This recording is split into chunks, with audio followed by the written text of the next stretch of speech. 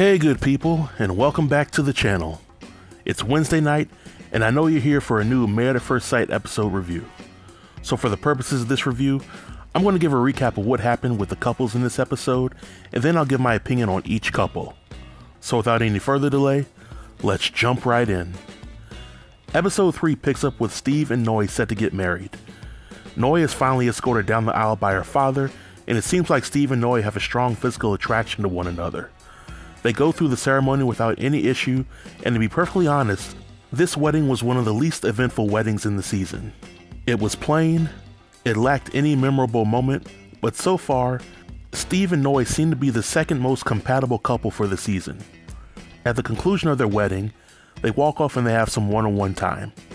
Noi takes the opportunity to change into an outfit that is customary to her home country of Laos, and she also gives Steve something customary to wear.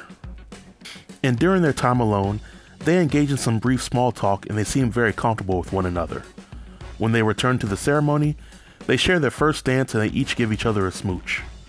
During the dinner scene, Noi asks Steve the million-dollar question, which is, what does he do for work? And to my surprise, Steve gives Noi an honest answer.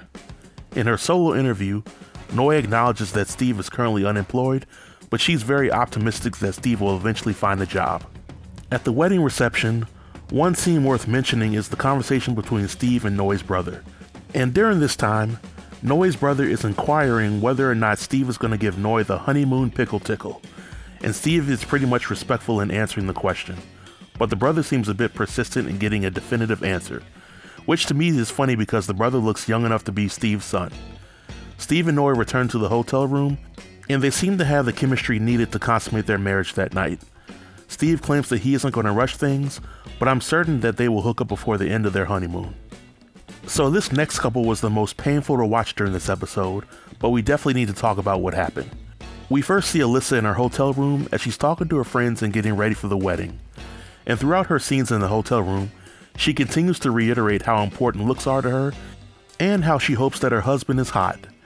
As she's getting ready, a messenger delivers a note to Alyssa, which is said to have come from Chris. Now, whether Chris actually wrote this note word for word, or production did and they're passing it off as Chris, is up for debate. But Alyssa reads half of it and she's overwhelmed with emotion. But as Alyssa is more focused on having a physical connection with her partner, Chris seemingly is more focused on being married to a good woman, and if she's attractive, that's an added bonus. So Alyssa walks down the aisle to meet Chris, and she seemingly puts on a smile for the crowd.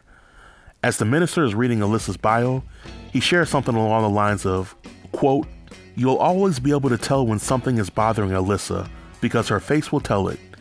And then we see a shot of Alyssa's face, and she's got that worried look on her face like she's in the store and the cashier is asking for a price check on a box of Preparation H. But Alyssa allows Chris to kiss her at the end of the wedding, and sadly that's where things begin to go downhill. During their one-on-one time, Chris tells Alyssa about his obsession with frisbee golf, and whatever spark Chris may have had with Alyssa died right then and there. During the wedding pictures, Alyssa's not trying to take any of the same wedding pictures that the other couples were comfortable enough to take. She also doesn't want to kiss Chris anymore, even when the crowd at the reception amps them up to do so. And when she meets Chris's friends and learns about Chris's personality, she uses the information as justification for her wanting to avoid Chris at all costs. After the wedding ceremony, Chris is shown sitting in his hotel room by himself looking like a fool, and Alyssa is talking to producers telling them how she's turned off at what Chris's friends revealed about his character. She admits that Chris wouldn't normally be her type, and she doesn't feel comfortable enough sleeping in the same room as him. But here's the uncomfortable truth. Alyssa is simply not into Chris, and she was looking for any particular reason to justify her ghosting him without coming off as the bad guy. Alyssa sits down with Chris to tell him how she feels, and Chris seems disappointed as his wife walks away to sleep in her own hotel room. I thought this part was pretty messed up on Alyssa's end. Because she signed up for the show, she knew the risk associated with being married at first sight, and she agreed to do this.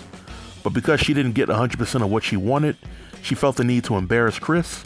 A few days ago, I posted a video of physical attraction being prioritized by matchmakers on Married at First Sight, and if anybody's interested, they should check it out.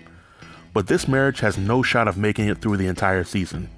We then get to see Katina and Elijah getting ready for their pictures. They have amazing conversation and bond together during their first dance and as they eat dinner. And in the back of my mind, it seems like they are putting on for the cameras. At least Olajuwon is. He seems to be caught up in the moment when the attention is on him, and he's going along to get along. But when Katina talks to Olajuwon's people, they tell her that she needs to be patient with him and that he may try to mold her to be the wife that he wants her to be. Can somebody say red flags? Olajuwon then talks to Katina's mother. Olajuwon admits to the mother that he has ADHD, and the editing in the episode suggests that Olajuwon talked Katina's mother's head off. One important scene worth mentioning is the garter belt scene. As Olajuwon is trying to take off Katina's garter belt, he starts to take his shirt off and give her a lap dance. And Katina's mother is having none of it. Katina meets with her bridesmaids and they acknowledge that Olajuwon has a nice body, but Katina claims that she won't have sex with him for at least a month. The two of them then return to their hotel room and they get dressed into something more comfortable. Katina swears that she won't be having sex with him, but she's seen wearing a low-cut pajama top, which would cause her chesticles to pop out with one sudden move. So I wouldn't be surprised if they accidentally hooked up for that night. We then get to see Lindsay and Mark having dinner at their reception, and the guests pressure them to kiss, so they oblige the crowd and they happily exchange DNA via the mouth. During their dinner, Mark lets Lindsay know up front that he sees right through her. He knows that she's putting on the crazy front, but she has a loving side to her. Lindsay confirms that she has a loving side, but also shares that she's been hurt plenty of times in the past. Mark gets to talk to Lindsay's father and brother, and they bond over the experience. Mark asks them about Lindsay's pet peeves, and they respond by telling him that he needs to let her know that he has her back, essentially because it's better to be Lindsay's friend than her enemy. Can somebody say red flags? Lindsay talks to Mark's friends, and they have a brief conversation about Mark's nickname, the Shark. After a long day, Lindsay and Mark return to the hotel room. Lindsay begins to undress, but she reneges on the assertion that she will be getting naked after the reception. Lindsay claims that Mark is still a stranger and she doesn't know him. But I'm certain that if she was fully attracted to Mark, they would have hooked up that very night. But Lindsay meets Mark halfway and she's down to cuddle with him. So after the 1 hour mark of the episode, we finally get to see Jasmina and Michael. It seems like Jasmina and Michael have the shortest scene time in the episode, which is understandable. But we pick up with Jasmina and Michael as they're having dinner at the reception. The crowd amps them up to give each other a kiss, and they happily lock lips for a nice amount of time. During dinner, Michael and Jasmina talk about Michael's work hours, and Jasmina's mood slightly changes. Michael lets her know that he gets up very early in the morning and he comes home very late, which causes Jasmina to acknowledge about how important it is for her to have an emotionally available husband. After their one-on-one, Jasmina talks to Michael's sisters, and they happily welcome her into the family. Michael gets to talk to Jasmina's parents, and they advise him to always maintain communication with her, even during the rough times. After a successful wedding, Michael and Jasmina return to the hotel room, and they unwind after a long day. They get in bed, and they cuddle for the camera, and that's where their scene ends. On a scale of 1 to 10, I'll give this episode a 6. Everything flowed, and there didn't seem to be any slow or unnecessary scenes during the episode. But judging by the previews for the remainder of the season, it looks like there's plenty of drama to come for these couples, but we shall cross that bridge when we get there. But this marks the end of my video. Feel free to let me know what you thought about my review or the episode in the comment section below, and I'll be sure to reply to each and every comment. Until next time, stay tuned and stay safe. Peace.